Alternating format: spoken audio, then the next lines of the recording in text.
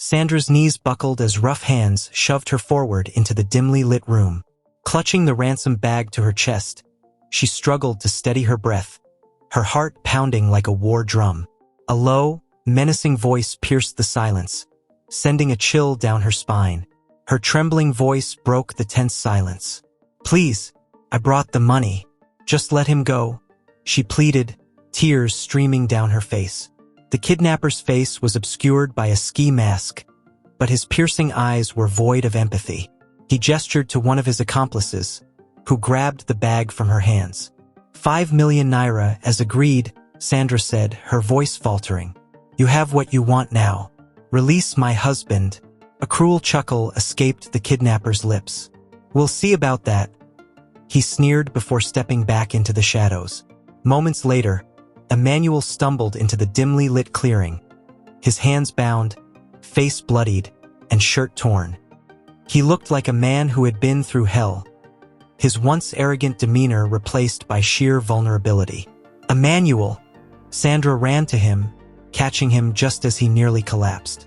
"Sandra," he rasped, barely able to form the words, but there was no time for relief. A commotion erupted as the kidnappers barked orders and fled. In the chaos, Sandra and Emmanuel were left alone, trembling in the silence of the night. The memory of that moment haunted Sandra as she sat by Emmanuel's hospital bed. His injuries were superficial, but the emotional scars ran deeper. She stared at his unconscious form, a bitter mix of love and resentment swirling within her. This was the man she had sacrificed everything for, the man who had brought her to this breaking point. Months ago, their lives were vastly different. Emmanuel was the picture of success. A sharp dresser, a high-performing insurance executive, and the life of every party. People admired him, envied him even. But behind the glitz and glamour was a man consumed by arrogance and recklessness, blind to the cracks forming in his world. Sandra had seen those cracks long before the rest of the world did. She had endured the sleepless nights waiting for him to come home, the evasive answers to her questions, the strange phone numbers flashing on his screen. But it was the trips to the hospital, repeatedly treating infections Emmanuel had brought home from his infidelities, that finally broke her spirit. Another infection, Emmanuel?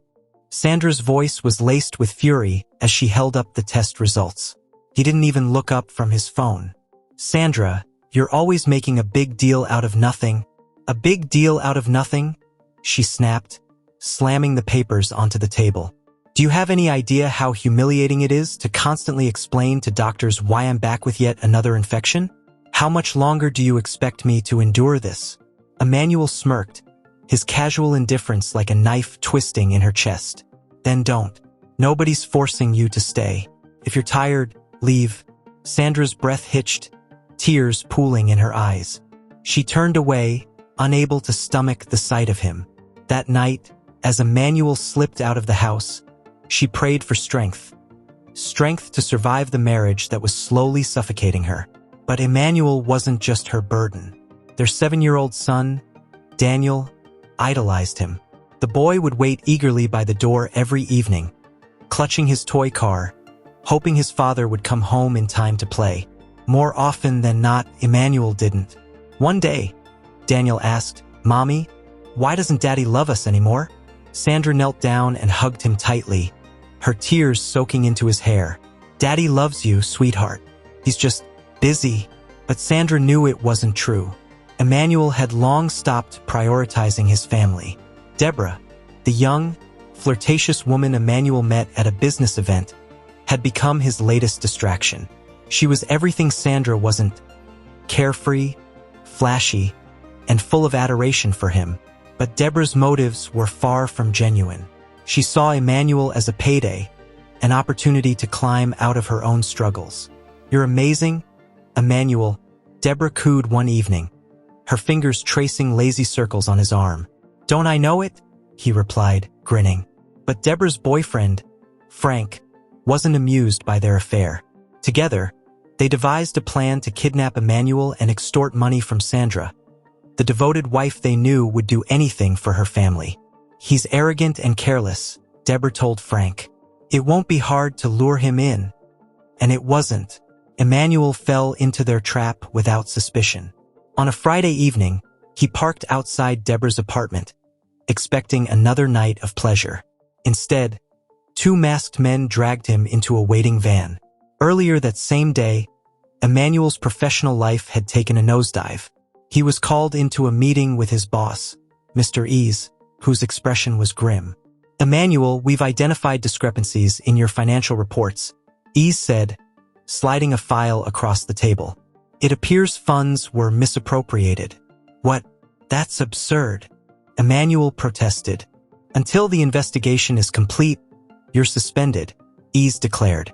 As security escorted him out of the building, Emmanuel's colleagues whispered behind his back. His world was crumbling, but he was too proud to admit it.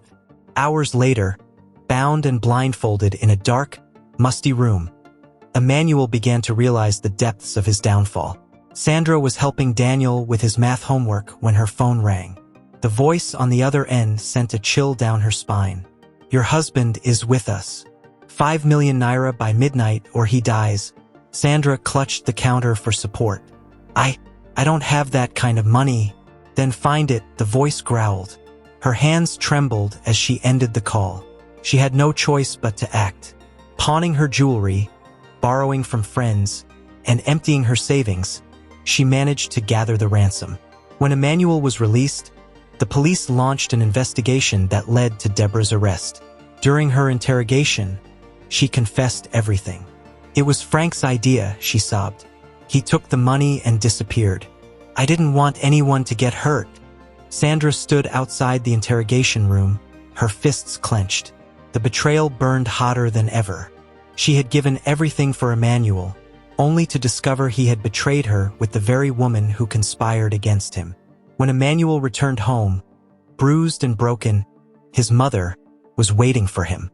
"You've brought shame to this family," she said, her voice heavy with disappointment. "Sandra stood by you through everything, and you repaid her with betrayal. What kind of man are you?"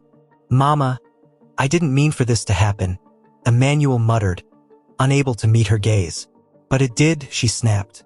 "Now, Sandra is gone, and you're left with nothing. I hope you're proud of yourself." That night, Emmanuel wandered through the empty house. Sandra's clothes were gone, Daniel's toys were missing, and the silence was deafening. On the dining table, he found a note in Sandra's familiar handwriting. "Emmanuel, I've given everything to this marriage, but you've taken more than I can bear. For my own sanity and for Daniel's future, I'm leaving. Don't try to find us." The words blurred as tears filled Emmanuel's eyes. He crumpled the note, his chest tightening with regret. For years, he had taken Sandra's love and loyalty for granted, never imagining she would walk away. But now, she was gone, and he was left to face the wreckage of his choices. Alone in the house that once held laughter and warmth, Emmanuel finally understood the cost of his arrogance. He knows better about the true cost of his actions. But regret, as he would come to learn, is a poor substitute for redemption.